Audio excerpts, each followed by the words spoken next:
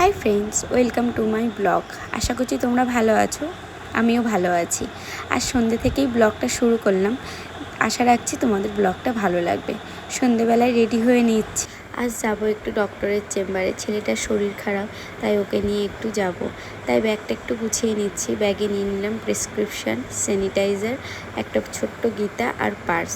আর এখন তো বৃষ্টি আমাদের নিত্য সঙ্গী, তাই অবশ্যই ছাতা আর রুমাল।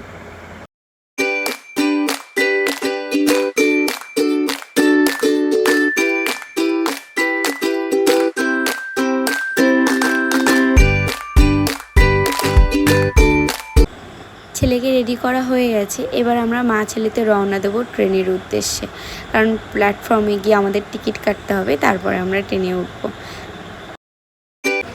প্ল্যাটফর্মে এসেই প্ল্যাটফর্মের অবস্থা দেখে ভেবেছিলাম টিকিট কাউন্টার হয়তো বন্ধ, কিন্তু না, একটা কাউন্টার খোলা ছিল। সেখান থেকে টিকিটটা কেটে নিলাম। টিকিটটা কেটে নিয়েই মা ছেলেতে মিলে প্ল্যাটফর্মে ওয়েট করছিলাম ট্রেনের জন্য। তাই একটু কি করব, বসে বসে একটু গল্প করলাম আর একটু ভিডিও করলাম। আমাদের ভিডিও করার সঙ্গে মধ্যেই চলে এলো ট্রেনে উঠে বসলাম। ট্রেনটা বেশ ফাঁকা ছিল, তাই মা ছেলেতে মিলে একটু খেলা করছিলাম। ও আমার সঙ্গে কত না খেলা করে, ফাঁকা ট্রেন কী করবে, তাই আমার সাথে একটু খেলা করছিল। এরই মধ্যে জানেন আমাদের সঙ্গে ঘটে গেল একটা আশ্চর্যজনক জিনিস, যেটা কখনোই ভাবিনি। মহাপ্রভুর প্রসাদ, সত্যি ভাবতে পারিনি ট্রেনের মধ্যে পেয়ে যাব মহাপ্রভুর প্রসাদ। একজন মাতাজি বলছে, তুমি একটু প্রসাদ নেবে? আমি বললাম, কিসের প্রসাদ? বললো, মায়াপুরের মহাপ্রভুর প্রসাদ, শ্রী জগন্নাথ দেবের প্রসাদ। খুশি তো, মনটা তো ভরে গেল। মহাপ্রভুর প্রসাদ খেয়ে গন্তব্যের জন্য রওনা দিলাম।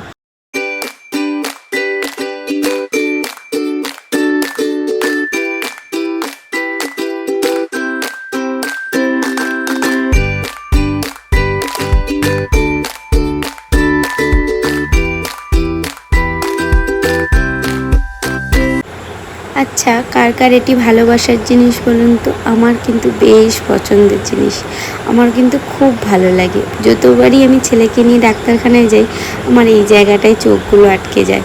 রাস্তার দুই পাশে শুধু ফুলের দোকান আর ফুলের দোকান, এত ভালো লাগে দেখতে। কিনি আর না কিনি, দেখতে কিন্তু খুব সুন্দর লাগে। দেখুন, দেখেই যেন চোখটা শান্তি মিলে গেল। আমার কিন্তু বেশ পছন্দ।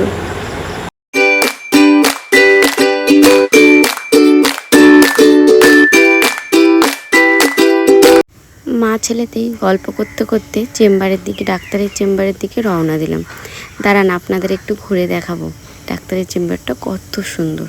এখানে আমার ছেলে বারবারই আসে, কারণ ওর চেম্বারটা খুব পছন্দ। আর ডাক্তারবাবুও তিনি এমন একজন মানুষ, ওনার কাছে আমার মনে হয় না কোনো বাচ্চা এসে আর নেক্সট টাইম আসেন না। বেশ সুন্দর চেম্বারটা, আর ডাক্তারবাবুর ব্যবহারটা আরও সুন্দর। আমার ছেলেকে দেখছেন কেমন সাহস করে ডাক্তারের কাছে চলে যাচ্ছে। ওর যেন কোনো ব্যাপারই না ডাক্তারবাবু, ও যেন বন্ধু পেয়ে গেছে একটা। চলুন ততক্ষণে অংশ একটু চেক আপটা সেরে নিক, আমি একটু আপনাদের পুরো রুমটা ঘুরে দেখাই, ডাক্তারবাবুর চেম্বারটা ঘুরে দেখাই।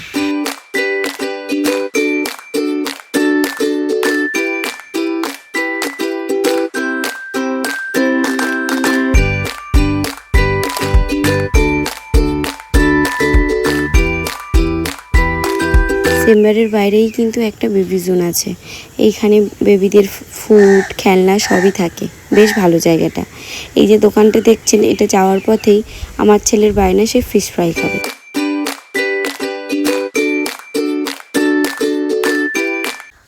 অর্ডার দিয়েই মা ছেলেতে দাঁড়িয়েছিলাম। এইদিকে দেখুন, বাবু রাগ হয়ে গেছে, দেরি হচ্ছে ফিশ ফ্রাই দিতে, তাই রাগ হয়ে গেছে। খাবারটা নিয়ে আমরা মাছরাতে চলে এলাম প্ল্যাটফর্মে, ট্রেনের অপেক্ষা করছি। আর সঙ্গে বাবুকে একটু খেতে দিয়েছি। ওর ফেসটা দেখতে পাচ্ছেন, কত খুশি। বেশ কিন্তু ভালো খেতে ছিল, আমিও খেয়ে দেখেছি। একটাই নিয়ে দুজনে মিলে একটু খেয়েছি। মা ছেলেতে মিলে তো সময় কাটুনে, এটাকেই বলে বলুন। আমাদের ট্রেন এসে হাজির। এবার ট্রেনে উঠে পড়লুম, দুজনে বসে বসে আবারও খানিকক্ষণ গল্প করলাম। ট্রেনটা ফাঁকা থাকাতে বেশ সুবিধা হয়েছে, যাওয়ার সময়ও আসার সময়ও। আর এদিকে ফার্মেসিতে এসে ওষুধগুলোও সুন্দর করে গুছিয়ে বুঝে নিচ্ছিলাম কখন কোনটা খেতে হবে। আর এদিকে তো বাবুর বায়না, কখন বাবার সঙ্গে দেখা হবে। সেই সন্ধেবেলা বেরিয়েছি, আর এখন ঘড়িতে প্রায় 10টা বাজতে চায়। এদিকে বাবুর সঙ্গে দেখা, ওরও মুখে হাসি ফুটেছে। আজকের ব্লগটা এই পর্যন্ত। সবাই সুস্থ থাকবেন, ভালো